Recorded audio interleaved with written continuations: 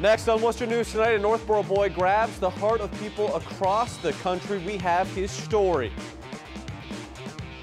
Plus, the brightest of stars from the Futures League are coming to Worcester.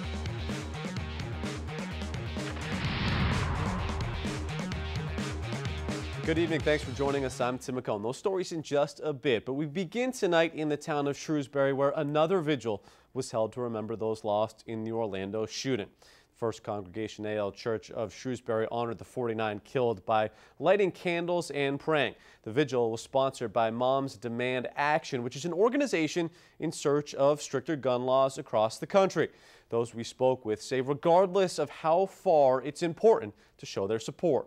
Our way, and we carry that with us as we just carry the people in our hearts, and in our communities we just know that violence is maybe just a step away.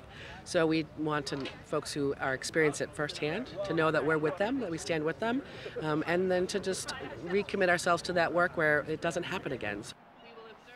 The Orlando shooting took place just 10 days after National Gun Violence Awareness Day. And the Islamic Society of Greater Worcester will also host an interfaith prayer Friday for the victims of the Orlando shooting.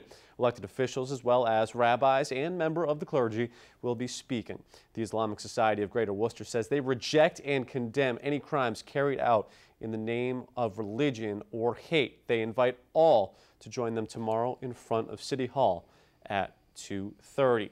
And in the wake of the attack, some Senate Democrats are pushing for new gun legislation. Meantime, some Republican senators said they're open to changing laws. Steve Handelsman has the details.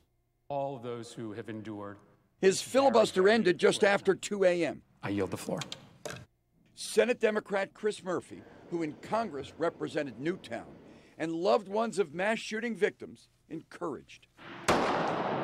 2 tougher gun laws could finally get floor votes, ending private gun sales without background checks that Murphy claims ISIS now exploits.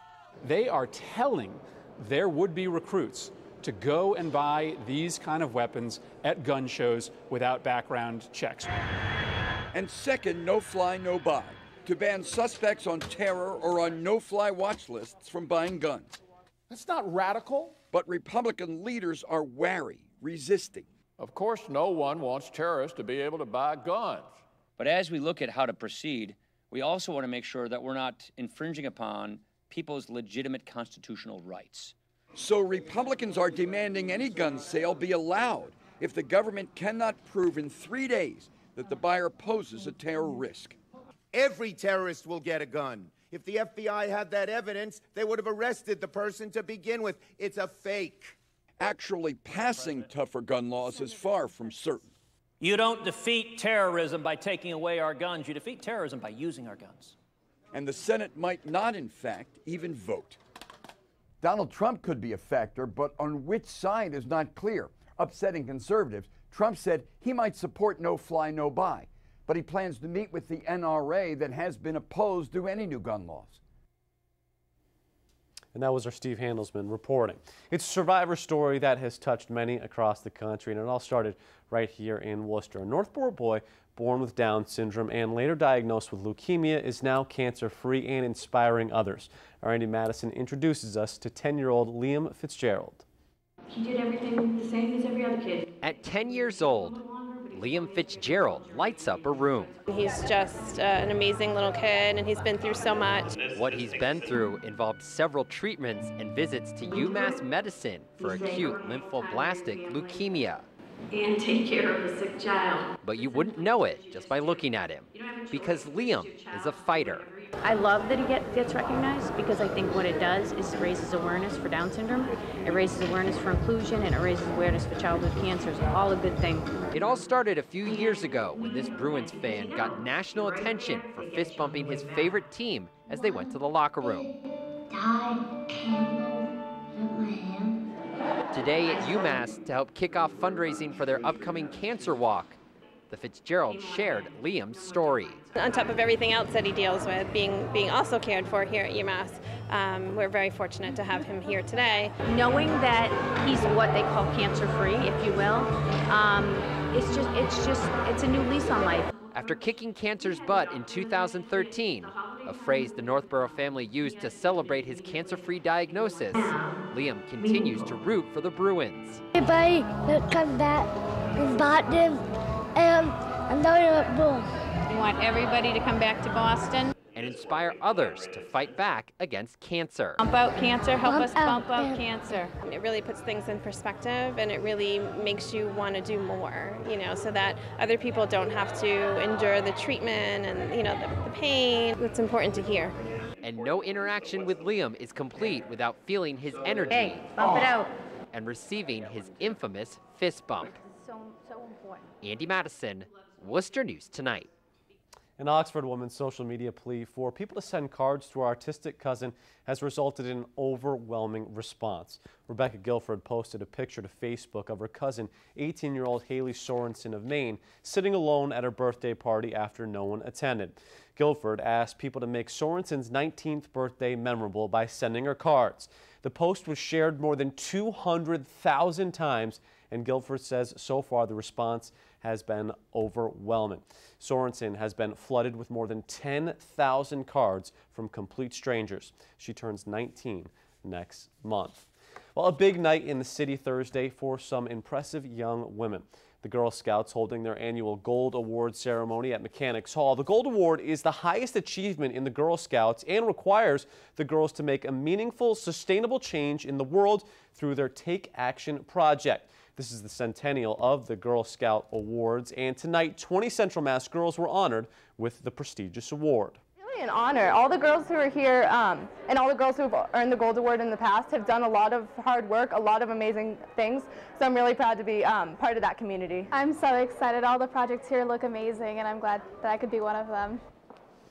So just how impressive is receiving the award? Well, less than 6% of the registered Girl Scouts achieve the accomplishment.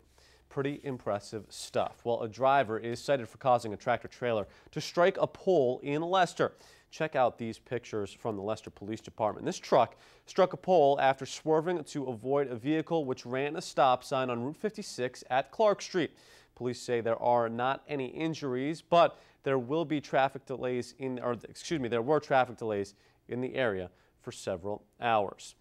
Meanwhile, an accident on Ararat Street in Worcester snarls traffic in the Greendale area of the city this afternoon. The accident happened shortly before 5 p.m. on Thursday. 2 cars were involved. Police were on scene.